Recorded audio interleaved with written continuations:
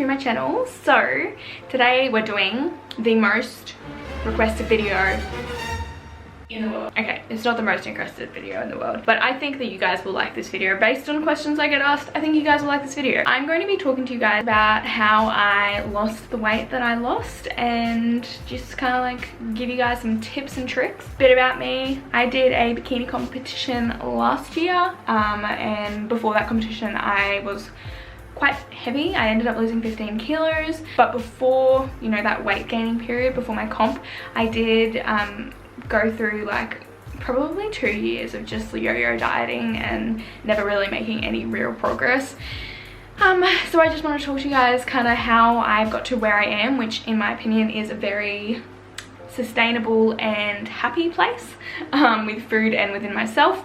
So I just kind of wanted to talk to you guys, give you guys a couple tips and tricks. It's not going to be a super long video, but just wanted to give you some main pointers, I guess. And honestly, I believe if you incorporate any of these into your life, you will start to see a difference. It's just that initial push, you know?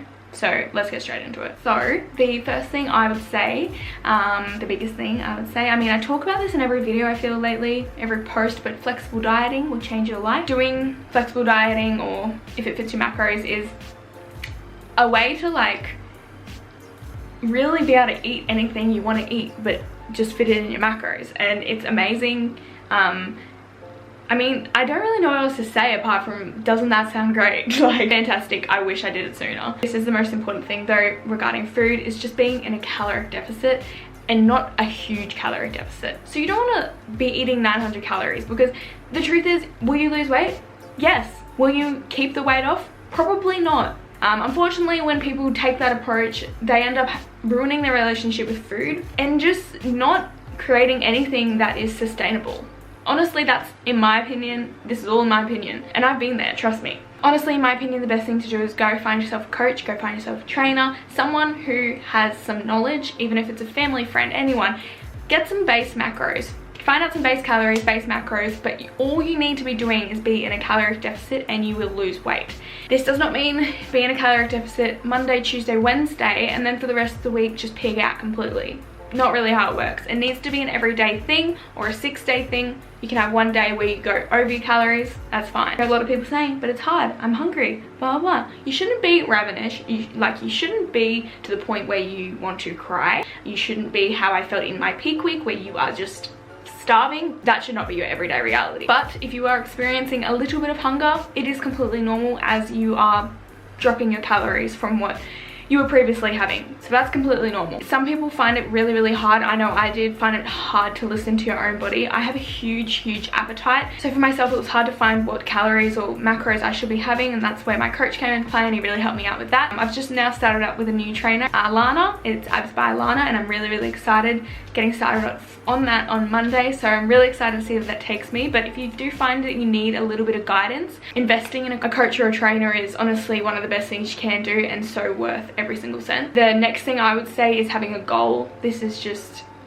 huge, whether it's little week-to-week goals or a big goal at the end. Even if this means organizing a photo shoot, organizing a holiday, something that you can do for yourself that's going to make you push towards the goal. It's even better to do some, I think, posting on your social media keeps you accountable as well, because if you say, I've got this big photo shoot at the end of the year, or big comp, big holiday, whatever, and I'm gonna do this before that time, and you've told people, even if it's 10 followers, you've told those people that you're gonna do this. So, you know, when that time comes around, they're gonna be thinking, oh, such and such has done this.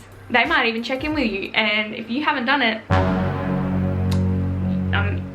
I'm just saying, you didn't stick to your word. No, but really, I think, honestly, the biggest way to keep yourself accountable is, I mean, all I know, I'm speaking from personal experience, but all I know is that when I had that comp at the end of the year, I knew that I was not stopping doing what I had to do, because I didn't want to get up on stage and look ridiculous. Third and final thing, which I think is really important, and didn't really realize how important this was until, you know, getting started with my comp prep and everything, but time management. And before you decide to embark on whatever, you know, journey to your goals that you want, you need to have sat down and thought, okay, when am I going to do these things when and what part of my day, what part of my week, when am I going to do all of these things that I need to do to get me to my goal, and what are those things? Whether that is planning out your training sessions, planning when you're going to train, planning what you're going to train, where you're going to train, your food, what you're going to eat,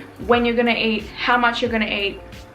It is so important to have a game plan. Even if this means getting a book and writing it all down, write down everything. If you're thinking to yourself, oh look, this isn't really something that sounds like, you know, it doesn't sound like something I would do. Maybe that's why you haven't seen any results yet. Maybe you need to try something new. That was going to be my last tip, but I just want to say, try your best to not make excuses. I find myself still doing it now, and I think I'm complaining about something, and then I think to myself, hang on, am I actually doing everything in my power to help this situation, to help push towards my goals?